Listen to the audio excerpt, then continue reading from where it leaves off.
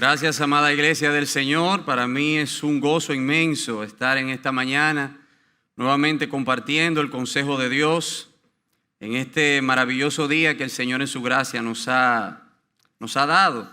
Y yo quiero mostrar nuevamente gratitud al Señor por permitirme ver un año más de vida en medio de este tiempo de tanta incertidumbre. El Señor me ha permitido y qué mejor lugar para celebrarlo que en la casa del Señor. Qué mejor lugar que estar compartiendo el mensaje de la palabra del Señor. Pero también el viernes estuve cumpliendo 16 años de casado junto a mi amada esposa. Gracias a Dios por la vida de Gisette. Son 16, son como 21, 22 entre lo que uno se conoció, entre el trato, entre el noviazgo, más los 16 de casado. Son como 21 o 22 aproximadamente. Pero ahí está el fruto de nuestro amor, esas dos princesas. Ha sido tanto ese amor, ¿verdad?, que yo hasta me he quedado calvo y le he entregado todos esos cabellos a ellas. Así que gloria al nombre del Señor, mis amados hermanos.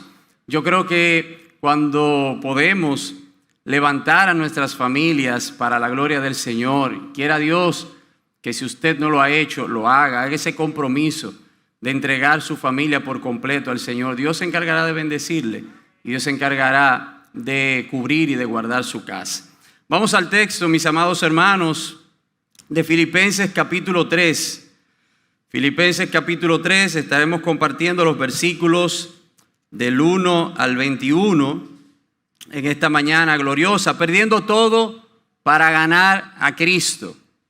Allí el apóstol Pablo habla de gracia, allí el apóstol Pablo habla de cuidarse de los malos obreros, allí el apóstol Pablo habla de que tenemos una ciudadanía en los cielos, pero habla también de que, como decía nuestro amado pastor Bayonet, hay una meta que alcanzar, hay un premio que conseguir, hay un premio que ganar.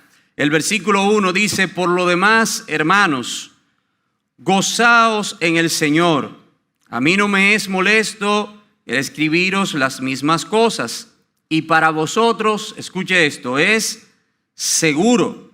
Guardaos de los perros, guardaos de los malos obreros, guardaos de los mutiladores del cuerpo, porque nosotros somos la circuncisión, los que en espíritu servimos a Dios y nos gloriamos en Cristo Jesús, no teniendo confianza en la carne. La repetición, la clave de la enseñanza. El apóstol Pablo, como buen maestro que era, entendió que la repetición era la clave de la enseñanza. Ya Pablo, mucho antes de que en este tiempo conociésemos acerca de eso, ya Pablo lo ponía en práctica. Aquí el apóstol no pierde tiempo, inicia la sección recordándoles que su gozo y su satisfacción debe ser en el Señor. Y no le preocupa absolutamente para nada ser reiterativo en algo tan importante y que para ellos es seguro. Escuche esto, mi amado hermano.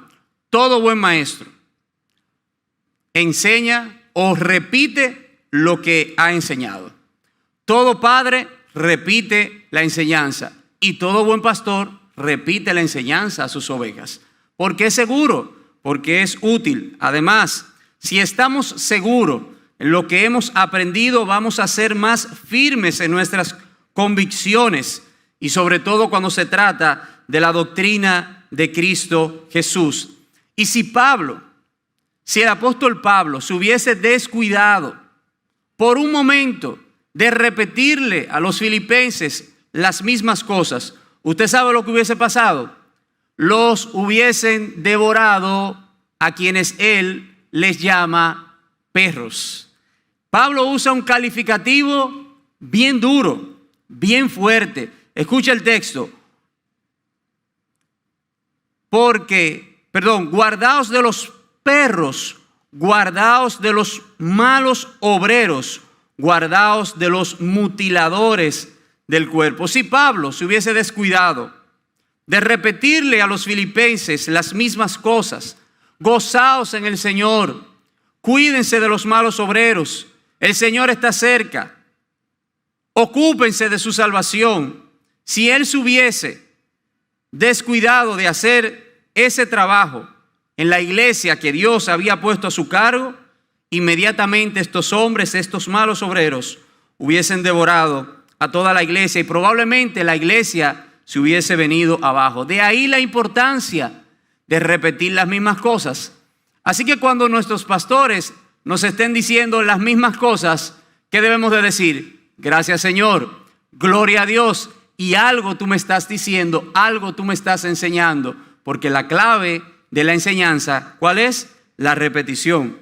¿Cuál era el punto con estos malos obreros, mis amados hermanos? ¿Cuál era el punto de estos mutiladores del cuerpo o de aquellos que predicaban una falsa circuncisión?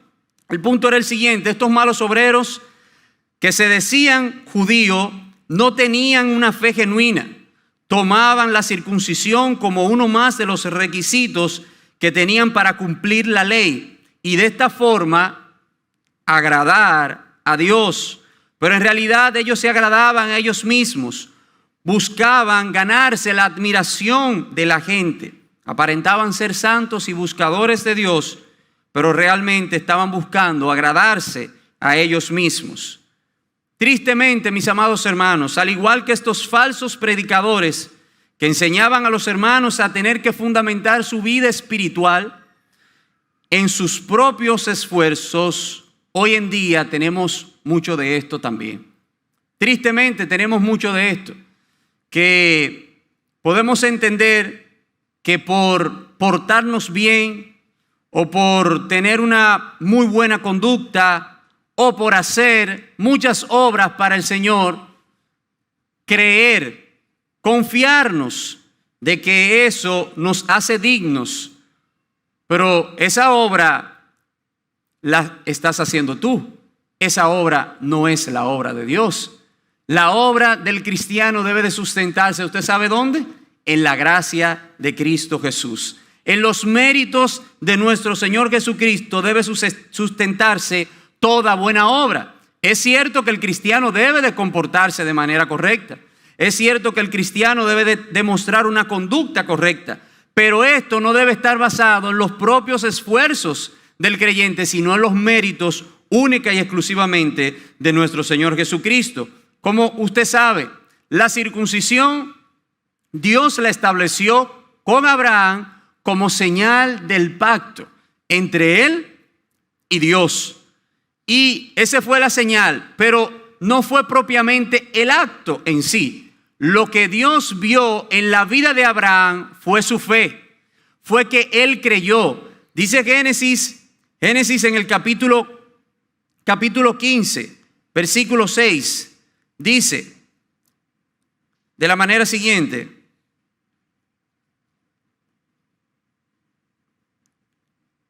y él creyó y le fue contado por justicia. Así que lo que sucedió con la vida de Abraham no fue que Abraham, por el hecho de haber hecho el acto per se o por haber cumplido alguna ley o algún mandato, ya eso fue lo que provocó el pacto delante de Dios. Lo que produjo el pacto delante de Dios fue la fe de Abraham delante de su Dios. Y Pablo les está recordando a la iglesia de Filipenses que el nuevo pacto en Cristo Jesús trajo consigo la verdadera circuncisión, la circuncisión que viene a través de Cristo Jesús. Colosenses dice: en él también fuiste circuncidados, no con circuncisión hecha de manos, al quitar el cuerpo de la carne mediante la circuncisión de Cristo. Así que esta circuncisión, mis amados hermanos, no es hecha de manos humanas. No se trata de esto.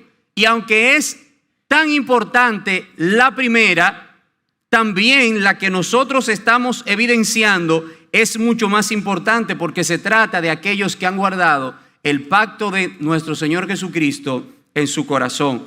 Así que debemos de estar seguros, mis amados hermanos, de nuestra salvación y relación con Dios. Y debemos de estar totalmente convencidos, escuche esto, de que toda obra del creyente no descansa en sus propias fuerzas. descansa en la obra de nuestro Señor Jesucristo. Por tal razón, mis amados hermanos, es que el apóstol Pablo dice que la verdadera circuncisión somos los que hemos servido en espíritu a Dios, los que adoramos guiados por el Espíritu de Dios y aquellos que se glorían en Cristo Jesús. Esos son los verdaderos circuncidados. El apóstol Pablo habla con una propiedad, con un sentido de propiedad, como deben hablar los hijos de Dios, los que han sido lavados con la sangre del Cordero. Él dice, porque los circuncidados somos nosotros. Así debe de hablar todo hijo de Dios. Todo aquel que sabe y que está convencido de que está siendo guiado por el Espíritu de Dios, de que está adorando a un Dios bajo la dirección del Espíritu Santo y que su vida no se está gloriando en sus propios esfuerzos, sino en la obra de Cristo, debe de decir, nosotros somos los verdaderos circuncidados. El versículo 6 y el versículo 7, el apóstol Pablo tiene que decirle a los filipenses que aquel argumento, escuche esto, aquel argumento que usaban estos falsos predicadores, Pablo tiene que decirle, si realmente la salvación se tratase de la circuncisión, déjeme decirle entonces mi hoja de vida, déjeme presentarle mi currículum. Entonces Pablo tiene que usar sus credenciales para hacerle ver a los filipenses lo absurdo de los argumentos de estos falsos predicadores. Mire lo que dice el versículo 5. Circuncidado al 8º día, del linaje de Israel, de la tribu de Benjamín, hebreos de hebreos, en cuanto a la ley, fariseo, en cuanto a celo, perseguidor de la iglesia, en cuanto a la justicia, que es en ley irreprensible. Así que el apóstol le dice, si se tratase de eso, yo tengo más cosas que mostrar que ustedes. Yo he sido circuncidado al 8º día, hebreo de hebreo, del linaje de Israel, de la tribu de Benjamín. Pero el apóstol Pablo no mostró esos logros humanos, ni hizo creer o quiso enseñar que se trataba de esos logros lo que él había alcanzado, sino de la gracia de Jesucristo en él. Pablo despreció todo eso con tal de ser hallado en Cristo, lo cual, el apóstol Pablo dice, es infinitamente mejor. Por eso es que el apóstol Pablo dice, el incomparable valor de conocer a Cristo. Los versículos 7 al 11, acompáñeme mi amado hermano, dice, pero cuantas cosas eran para mí ganancia, las he estimado como pérdida por amor de Cristo. Y ciertamente aún estimo todas las cosas. ¿Dice algunas cosas? No, dice todas las cosas como pérdida por la excelencia del conocimiento de Cristo Jesús, mi Señor, por amor del cual lo he perdido todo y lo tengo por basura para ganar a Cristo y ser hallado en él, no teniendo mi propia justicia, que es por la ley, sino la que es por la fe de Cristo, la justicia que es de Dios por la fe, a fin de conocerle y el poder de su resurrección y la participación de sus padecimientos, llegando a ser semejante a él en su muerte, si en alguna manera llegase a la resurrección de los muertos. Aquí el apóstol Pablo, aunque tenía mucho que mostrar al ojo humano, porque si comparamos los logros del apóstol Pablo, los méritos, cuántas cosas él había ganado, si comparamos los títulos, si comparamos todo el conocimiento que tiene el apóstol Pablo, lo que tenía el apóstol Pablo, podíamos incluso decir que Pablo podía pertenecer a los académicos más distinguidos de su época, admirado por una devoción y una inteligencia insuperable, probablemente hasta un premio Nobel en su tiempo. Sin embargo, el apóstol Pablo dice que todas estas cosas él las ha considerado como basura, como pérdida. Pero esta pérdida que el apóstol Pablo dice aquí, él no lo refiere de una manera dolorosa o de una manera difícil. Ciertamente el apóstol Pablo había perdido todo. No era solamente en un sentido espiritual que el apóstol Pablo estaba hablando. Él había perdido todo. él había perdido la reputación delante de los demás, él había perdido sus privilegios delante de este mundo, él había perdido aquellas cosas que en un momento determinado le dieron a él cierta reputación delante de los hombres. Y aquellas cosas que él había ganado en este mundo, cuando él se encontró con el verdadero tesoro, cuando se encontró con Jesucristo, todas estas cosas perdieron su valor. Todo eso se consideró basura, pero no solamente basura, mis amados hermanos. Hay una versión que dice estiércol. Es peor que la basura. El apóstol Pablo pone en una balanza sus logros humanos, los cuales habían sido muchísimos más notables en su tiempo. Pero del otro lado, él pone la salvación y la justificación por la fe. Y el ser hallado por su Señor, el ser hallado por Jesucristo. Y usted sabe cuál es el resultado. El resultado es aplastante, mis amados hermanos. Todo apesta. A Pablo no le importaba esas cosas. Ya todo eso había perdido su valor. La clave de la pérdida del valor de lo primero es descubrir el valor de lo segundo. Es que cuando usted descubre el valor de Cristo Jesús, ya lo primero queda en segundo plano. Ya lo primero no tiene valor. Lo único que tiene valor para usted es conocer al Señor y ser hallado en Él. Pablo no estaba triste. Pablo no estaba angustiado.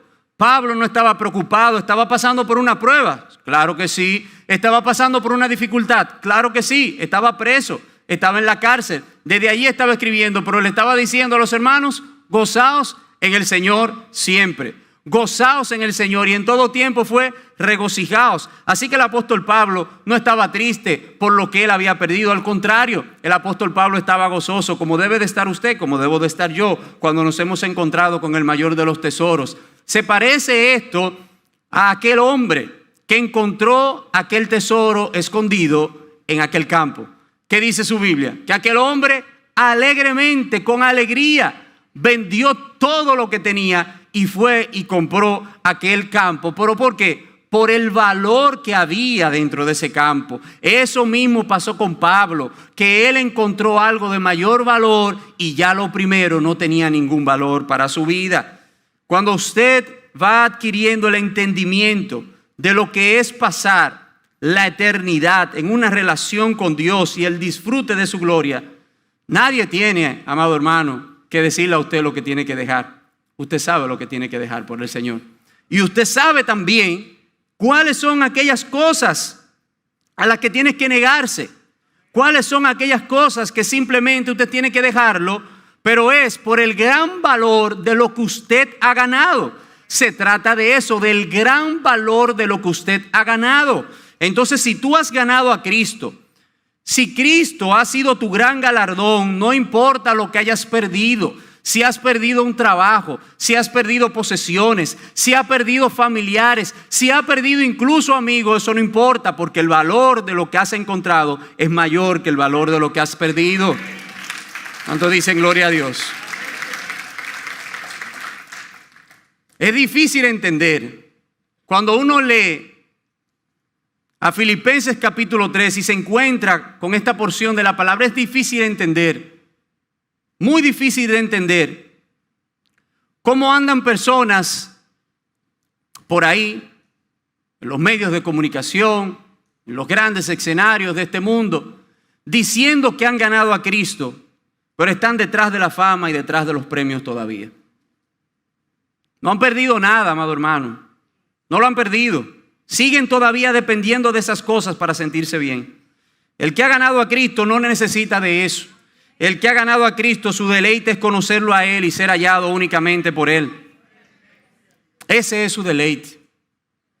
Así que los que dicen eso, yo creo que ni siquiera tienen un pie en la iglesia y un pie en el mundo, como a veces uno predica. Para mí todavía tienen los dos pies de eso, mis amados hermanos. El interés del apóstol Pablo, al mostrarnos o al hablarle a los filipenses, es lo que usted y yo debemos de hacer en esta hora, conocer más a Cristo.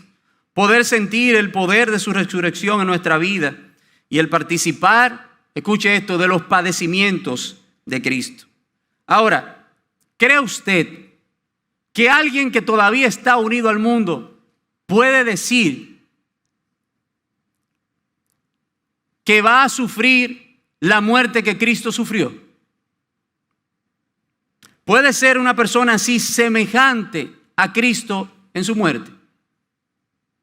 La pregunta sería en esta mañana, y yo le agregaría la pregunta seria: ¿qué estás dispuesto a perder para ganar a Cristo?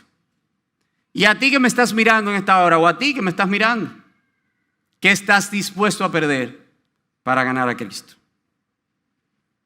Pablo dijo: mi confianza es en la justicia de Dios, no en mis propios esfuerzos, porque si de eso hubiese dependido la salvación del apóstol Pablo, con todo lo que él hacía en la ley, con todo lo que él era fariseo, cumplía la ley al pie de la letra, todo lo hacía correctamente, ya Pablo no hubiese necesitado a Cristo.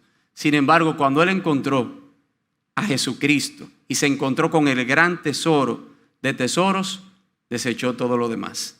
Todo lo demás no importaba. Pero sigamos avanzando en el texto, mis amados hermanos. El versículo 12 dice de la manera siguiente: no que lo haya alcanzado ya, ni que ya sea perfecto, sino que prosigo por ver si logro asir aquello para lo cual también fui asido por Cristo.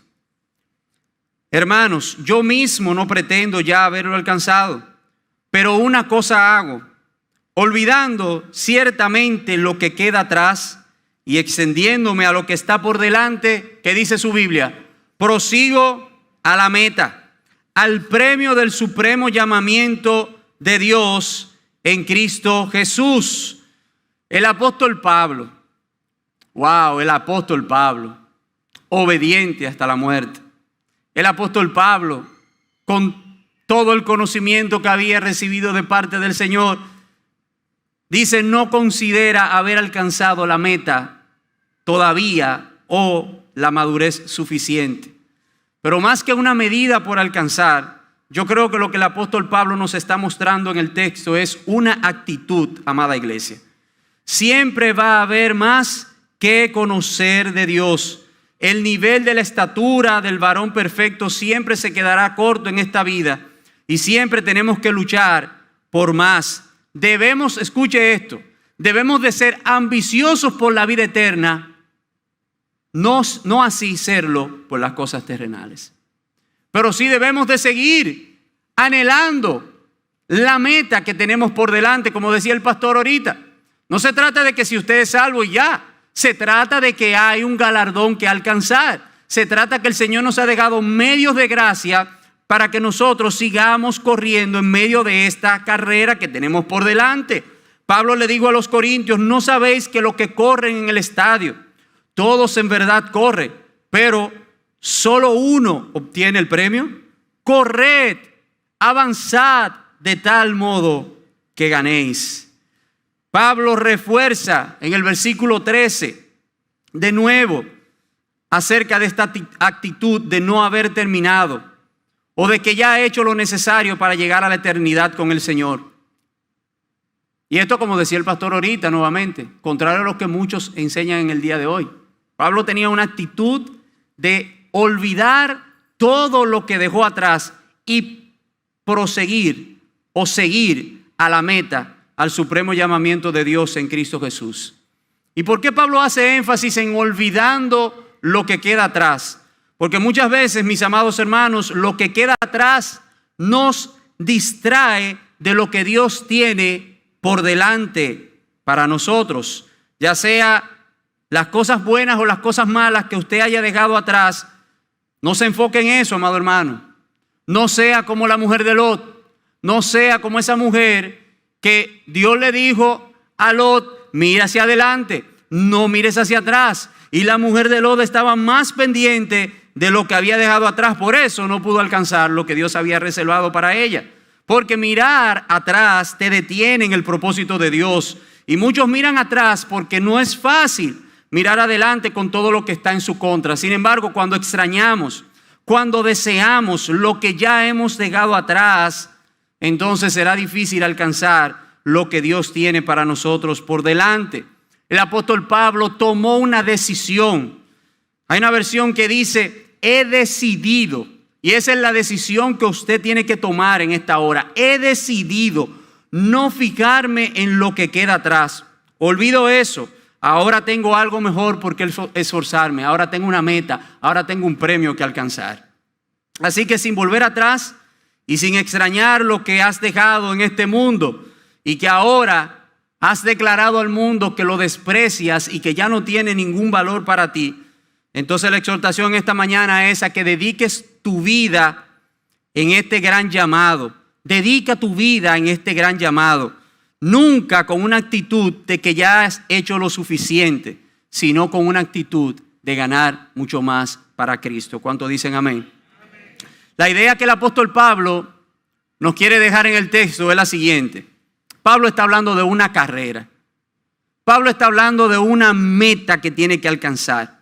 Pablo está hablando como aquellos jugadores de fútbol americano que están detrás de tratar de tumbar a quien tiene el balón. Ellos no solamente quieren el balón, ellos también quieren tumbar al que tiene el balón, porque ahí es cuando se va a terminar la jugada, cuando se va a alcanzar lo que se ha propuesto. Entonces, lo que Pablo tiene, la idea es la carrera que tenemos que correr por delante. Así que le voy a decir solamente esto, amado hermano. No importa si tropezamos en esa carrera. No importa los obstáculos que hay en medio de esa carrera. No importa si en medio de esa carrera usted siente que usted ya terminó. Le digo lo siguiente, tiene que seguir avanzando. Tiene que continuar. Dios te dice en esta hora, piensa en el premio, piensa en la meta. Y no basta con correr. Escuche esto, no basta con correr, porque hay gente que está corriendo, pero hay gente que no va a alcanzar la meta. Hay gente que está corriendo, pero hay gente que no va a alcanzar la meta. Pablo dice, hay un premio que obtener, así que corre, porque solamente los que corran y alcancen ese premio son los que se van a llevar. Entonces Dios te dice en esta mañana que no escuche tu pasado, que no mires tu pasado. Mucha gente escucha, mis amados hermanos, a muchos conferencistas, a muchos motivadores, a muchos coaching, a muchos training, pues tenemos aquí al mejor motivador, tenemos la palabra de esperanza, tenemos al Espíritu de Dios. Esa es nuestra mejor motivación para seguir adelante.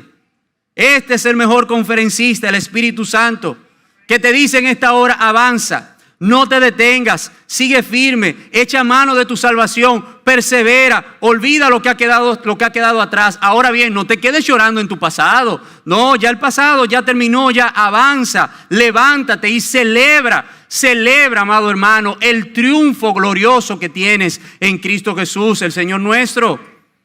Esa es, amado hermano, nuestra esperanza. Esa es nuestra meta, esa es la meta del creyente. Seguir avanzando, seguir hacia adelante. No vamos a tropezar, podemos tropezar, nos vamos a encontrar obstáculos, vamos a encontrar muchos obstáculos. Vas a encontrar gente que te va a abandonar, va a encontrar gente que no va a querer que tú sigas adelante, va a encontrar gente como alguien una vez me dijo, muy cercano a mí, que me dijo, pero ¿qué es lo que tú vas tanto a la iglesia? ¿Pero y por qué tú vas tanto a la iglesia? Y todos los días tienes que ir a la iglesia, y tienes que ir ayer, y fuiste ayer, y tienes que volver hoy. Y yo le decía, pero el mejor lugar para poder estar es en la iglesia del Señor. ¿Y por qué yo tengo que estar en la casa? ¿O por qué yo tengo que estar por ahí si el mejor lugar es estar en la casa del Señor? ¿Para qué? Se trata, amado hermano, de que tenemos una meta que tenemos que alcanzar. Tenemos un premio que tenemos que buscar. Tenemos un premio que tenemos que recorrer. Dice el apóstol Pablo en los versículos 17 y 19. Dice de la manera siguiente: hermanos, sed imitadores de mí y mirad a los que así se conducen según el ejemplo que tenéis en nosotros. Porque por ahí andan muchos, de los cuales os dije muchas veces, y aún ahora lo digo llorando, que los que son enemigos de la cruz de Cristo, el fin de los cuales será perdición, y cuyo Dios es el vientre, y cuya gloria es su vergüenza, que solo piensan en lo terrenal. Y el versículo 20 dice, mas nuestra ciudadanía está en los cielos, de donde también esperamos al Salvador, al Señor Jesucristo, el cual transformará el cuerpo de la humillación nuestra para que sea semejante al cuerpo de la gloria suya, por el poder con el cual puede también sujetar a sí mismo todas las cosas. La razón de la insistencia del apóstol Pablo es que muchos de los que estaban dentro de aquella iglesia no habían seguido su ejemplo. Y dice el apóstol Pablo: llorando les escribo. Estos estaban actuando como enemigos de la cruz de Cristo. Estos hombres tenían como Dios su apetito, es decir, se habían vuelto idólatras en sus deseos pecaminosos. Habían dado rienda suelta a los deleites de la carne y su meta era satisfacer y complacer única y exclusivamente sus necesidades terrenales, y su gloria era su vergüenza. Lo que Pablo decía ya no tiene para mí valor. Para ellos era su gloria, para ellos era su deleite. Pero el apóstol Pablo dice: los que viven conforme a la carne y ponen la mente en las cosas de la carne verán muerte. Pero los que viven conforme al Espíritu y están pendientes de las cosas del Espíritu, para ellos habrá vida y paz. Estos enemigos de la cruz, mis amados hermanos, celebraban una supuesta libertad de Cristo en las complacencias de su carne. Y déjenme decirle esto: nosotros creemos que Dios bendice. ¿Cuántos creen que Dios bendice? Nosotros creemos que Dios bendice, y que Dios bendice con bienes de este mundo. Claro que sí. Dios te ha bendecido, estás aquí. Lo que sí hay que tener es cuidado con el enfoque que a veces le damos a estas cosas, de querer alcanzar las bendiciones terrenales y de que tienes que ir detrás de tu bendición terrenal, porque lo que hace en muchas ocasiones es que nos separa o nos quita la mirada de quien debemos de tener la mirada. Es un asunto de perspectiva de la eternidad, la perspectiva correcta de la eternidad. Pablo está diciendo: cuidado de no perder la visión correcta de la eternidad. Dios quiere que tú seas diligente, Dios quiere que tú seas responsable, Dios quiere que tú vivas una vida sencilla y agradable para Él. Pero todo eso, mi amado hermano y mi amada hermana, no puede distraerte del verdadero objetivo, de lo que realmente vale la pena. ¿Pero y por qué? Por lo que dice en el versículo 20. Mas nuestra ciudadanía está ¿dónde? En los cielos. Aquí hay un contraste significativo entre los ciudadanos de la tierra, de los versículos 18 y 19, y los ciudadanos que Pablo está describiendo en el versículo 20 y en el versículo 21. Y para luchar contra esta mentalidad de vivir solo para lo terrenal, no hay mejor cosa, mi amado hermano, que recordar la esperanza que tenemos en Cristo. Le voy a decir algo: aquí somos extranjeros, somos simples peregrinos. No nos acomodemos mucho a este mundo, porque aquí nosotros estamos alquilados, porque nuestra verdadera casa y nuestro verdadero hogar está en los cielos. Allí nos espera nuestra verdadera morada. Pablo les está diciendo: si se acomodan en las riquezas, si se acomodan en invertir solamente en este mundo, eso no es lo que vale. Lo que vale es que ustedes inviertan en la eternidad, dediquen esfuerzo, tiempo y recursos, todos los recursos posibles. ¿Para qué? Para lo eterno, para la eternidad, amado hermano. Así que cuando Pablo les está diciendo a la iglesia, cuando Pablo les está diciendo a Filipenses, nos está diciendo también a nosotros en esta hora, de que estos enemigos de la cruz solamente pensaban en lo terrenal. Su Dios era el vientre, como dice la Biblia. Todo lo que ellos miraban era buscar la complacencia de su carne. Automáticamente ya no eran ciudadanos del cielo, ya ellos eran ciudadanos de esta tierra. Y Pablo dice: pero no es así con nosotros, no es así con ustedes. Ellos son enemigos de la cruz, ustedes son ciudadanos del cielo, ustedes son peregrinos y son extranjeros. Y un extranjero, amado hermano, en un lugar se sabe que es extranjero. Si vemos a extranjeros dentro de nosotros, vamos a saber que somos extranjeros, ¿sí o no? Por su acento, porque son diferentes, porque hablan diferente, o a veces hasta se comportan de manera diferente. Eso mismo tiene que hacer el cristiano. Debe de comportarse como un ciudadano del cielo. Debe de comportarse de manera diferente. Y debe de ser diferente a los ciudadanos de esta tierra, a los ciudadanos de este mundo. Porque usted y yo realmente no somos de aquí. Nosotros tenemos una ciudadanía en los cielos. ¿Cuántos dicen gloria a Dios? Déjeme darle estas 3 aplicaciones y oramos al Señor. Número 1, debemos de prepararnos cada día para nuestro encuentro con Cristo. Se lo repito, debemos de prepararnos cada día para nuestro encuentro con Cristo. Vivimos en el tiempo donde ya pocos púlpitos hablan de estar preparados para estar con Cristo. Nos preparamos para muchas cosas, mis amados hermanos, en este mundo. Para muchas cosas nos preparamos. Sin embargo, nos estamos preparando para nuestro encuentro con el amado. Nos estamos preparando para nuestro encuentro con Cristo. Número 2, lucha por experimentar a más plenitud de la vida de Dios, no así de los placeres temporales de este mundo. Y número 3, la verdadera meta de todo cristiano, la verdadera meta de tu vida es obtener el premio del supremo llamamiento. Y la perspectiva que tengas acerca de la eternidad te dirá si vas detrás de lo verdadero o detrás de lo temporal. No te rindas, amado hermano. Si has puesto tu mano en el arado, no mires atrás. Sigue mirando la meta, pero no triste. Tienes que mirarlo con gozo. Tienes que mirarlo con alegría, porque en el Señor no hay tristes, en el Señor hay alegres, hay contentos.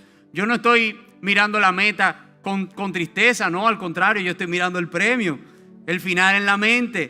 Pon tus ojos en Jesús, en conocerle a Él y en la gloriosa resurrección, amado hermano, que te espera en los cielos. Vamos a orar en esta hermosa mañana que el Señor nos ha concedido. Bendito Dios, exaltamos tu nombre. Gracias por el privilegio de estar en tu casa, primer día de la semana. Gracias, Señor, por concedernos la dicha de exponernos a tu palabra. Oh, Señor, danos las fuerzas para seguir hacia adelante. Tenemos una meta que alcanzar.